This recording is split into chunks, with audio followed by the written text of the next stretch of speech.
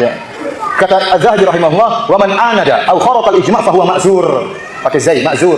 Barang siapa yang menentang, membangkang dan menyelisih ijma' ulama, maka dia berdosa. Ini yang dikatakan berdosa. Adapun kalau hanya menyelisih masalah khilafiyah, ijtihadiyah, maka tidak boleh kita sesatkan. Dan kita lihat, inilah pemahaman adab khilaf ini yang diwarisi oleh para ulama Ahlus Sunnah sampai sekarang. Antum lihat, khilaf antara Syekh Albani rahimahullah dengan ulama Al-Mamlakah Al-Arabiyah Saudiyah, ulamanya Arab Saudi, banyak dalam banyak hal. Contoh, Syekh Albani menganggap orang kalau sami Allahu liman hamidah harus begini. Sementara ulama Saudi rata-rata sami Allahu liman hamidah sudah begini. Syekh Albani menganggap kalau begini itu bid'ah. Paham? Pendapat dia ini bid'ah, itu pendapat Syekh Albani dan kita bilang beliau salah, itu ijtihad beliau. Namun beliau tidak pernah membid'ahkan orang yang sholatnya begini. Sami Allahu liman hamidah. Paham? Jadi tidak lazim orang yang terjerumus dalam satu pendapat yang dianggap bid'ah kemudian orang yang menjadi apa? Ahlul bid'ah. Ini sebagai contoh saja. Khilaf dalam masalah ini. Contohnya Syekh Albani menganggap salat tarawih lebih dari 11 rakaat bid'ah. Dan ini beliau tulis sampai dalam buku beliau Salatul Tarawih. Saya baca buku beliau dari awal sampai akhir masalah itu. Ya. Dan saya katakan bahwasanya pendapat beliau kurang kuat, menyelisih 4 mazhab. Dan beliau tidak punya salah dalam hal ini. Namun para ulama tidak ada yang membid'ahkan Syekh Albani dan Syekh Albani juga tidak membid'ahkan para ulama. Dan di Mekah dan Nabawi, Masjid Nabawi, Masjid Haram tetap salat 23 rakaat, bahkan 10 hari terakhir salat 33 rakaat. Nah begitu Pak Firanda. Terus ini sampaikan, beri pemahaman pada jamaah Anda bahwa memang kalau terjadi perbedaan di antara ulama, kita jangan ingkari. Tapi yang perlu kita ingkari ketika ada seseorang yang berfatwa mengingkari ijma', menyelisihi ijma'. Contoh rukun wudhu 2, tai kucing itu membatalkan wudhu, itu contohnya Pak. Assalamualaikum warahmatullahi wabarakatuh. Alhamdulillah, wassalatu wassalamu ala rasulillah wa ala alihi wa sahbihi wa mawala, amma ba'du. Kaum muslimin dimanapun berada, semoga Allah subhanahu wa ta'ala senantiasa memberikan rahmatnya, taufiknya, hidayahnya, maghfirahnya, memberikan kelancaran rezeki, kesehatan pada kita semua, amin, Allahumma amin. Pak Dr. Firanda, bagus itu kalau seperti itu. Terus berikan pemahaman ya Pak. Saya sangat setuju diantaranya ketika Bapak ini menjelaskan bahwa membuat akun palsu hukumnya adalah haram. Ini terus digaungkan Pak, karena banyak jamaah Anda yang akunnya adalah palsu.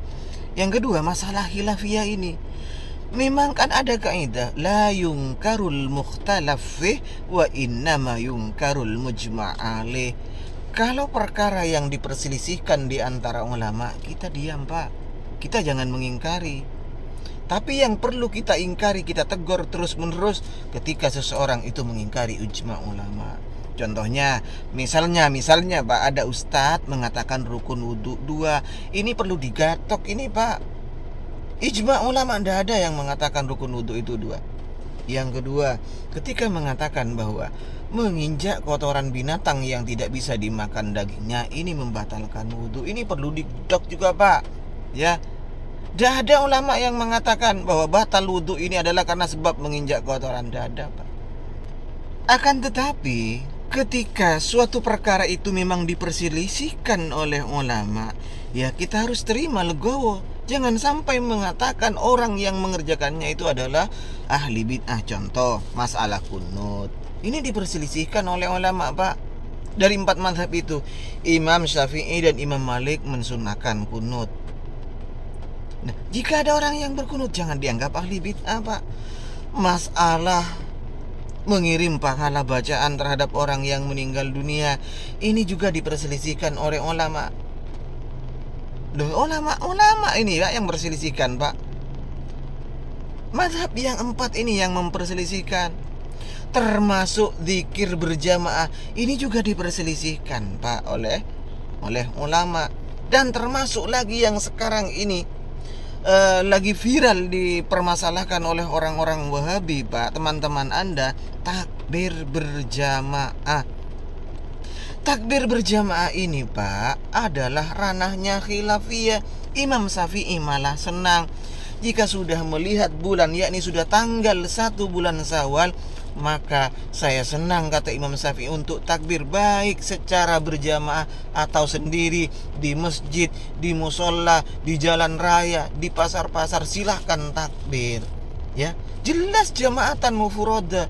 Imam Syafi'i rahimahullah dalam kitab beliau menjelaskan seperti ini. Ini ranahnya khilafiyah. Tolong sampaikan ini ke teman-teman Anda. Kebiasaan teman-teman Anda, suatu khilafiyah ini yang diperbesarkan, yang dibesar-besarkan maksud saya. Pokoknya yang saya harus benar itu loh. Padahal itu sudah khilafiyah, termasuk tawassul, Pak. Syekh Abdul Wahab, Syekh Muhammad bin Abdul Wahab mengatakan bahwa tawassul terhadap orang yang meninggal dunia itu ada khilafiyah. Tapi kenapa orang-orang kalian, ustadz-ustadz kalian, Pak, kenapa begitu ngotot, bahkan mensyirikkan orang yang bertawassul, Pak? Bahkan mengatakan orang yang bertawassul ini lebih dibandingkan dengan Abu Lahab, orang-orang kafir Quraisy, itu masih lebih bagus kafir Quraisy karena masih bertauhid rububiyah dibandingkan dengan orang-orang yang bertawassul. Ada loh yang mengatakan seperti itu, Pak. Ayo gimana itu? Jadi sekali lagi saya setuju kalau seperti ini, Pak. Orang yang mempermasalahkan, yang membesar-besarkan masalah khilafiyah, berarti orang itu ilmunya masih takdir.